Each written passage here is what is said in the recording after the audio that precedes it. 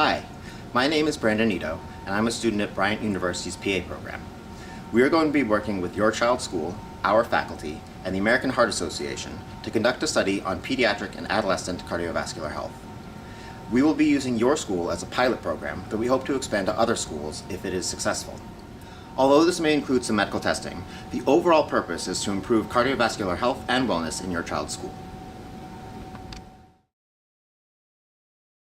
We're going to be talking about why knowing and understanding your child's BMI, also known as body mass index, as well as your child's body percent fat, is important.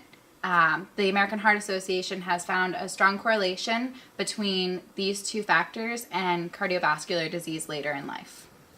So we'll do a couple of simple tests. The first one will be just measuring the height and the weight of your child. We'll plug that into a special device called the bioelectrical impedance. Once that's plugged in, I'll have your child hold it in their hands and hold it straight out. And this device just measures the body fat percentage and also calculates the body mass index, or BMI. And once that's finished, we'll take two simple measurements of the waist. So one around the waist here, and write that down, one around the hips, and plug that into a formula to give us a better idea of the fat distribution of your child. So once we find out your child's measurements, BMI as well as the body percent fat, if we find that these levels are elevated, we'll work with your child to adopt healthier lifestyle modifications in order to reduce their risk of cardiovascular disease later in life. The fasting blood glucose is a simple measurement to check for diabetes in pediatric patients. In diabetes, more sugar is found in the blood, which long-term can lead to heart attacks, sensory loss, kidney failure, and blindness. In pediatric patients, a random blood glucose level should be under 200, regardless of when they last ate. A level above 200 is suggestive of diabetes and needs a further workup. To measure a fingerstick random glucose, we start off by putting on a pair of gloves.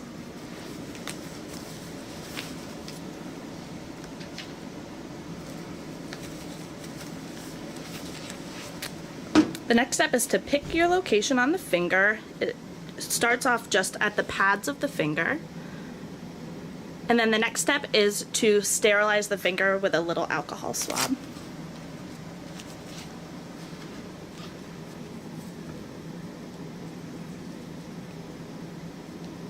After sterilized, we let it fully dry.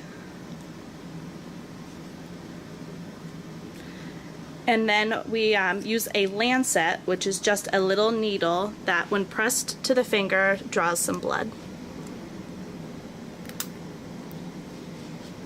We'll then just squeeze the finger a couple times to make sure enough blood comes out.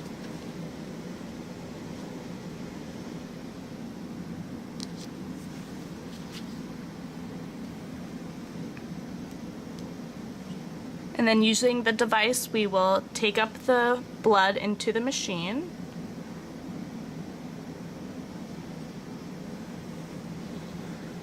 Which will give us a value of their random fingerstick glucose. And then after, we just make sure the bleeding stops and then put on a Band-Aid, and the test is complete.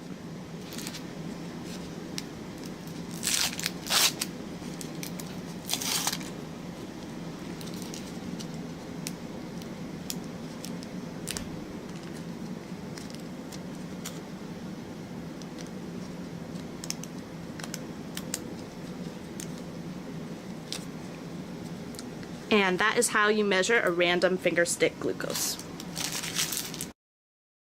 Today in this video, we're going to tell you the importance of cholesterol and why you should have it checked by a simple blood draw in your child. If you choose to consent, then we will check your child's blood cholesterol. Now you might be thinking, cholesterol, that's more of an adult issue. But actually, studies show that 1/3 of children and adolescents in the United States have elevated cholesterol. In fact, the American Heart Association recommends that children over the age of 10 get their cholesterol checked.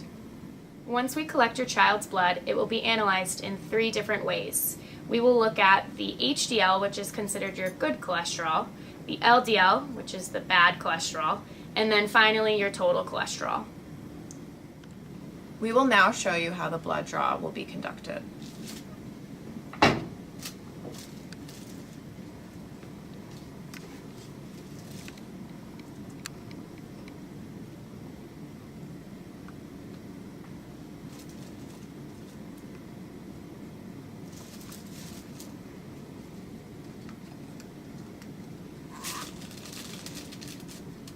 So we're just going to put it into this tube.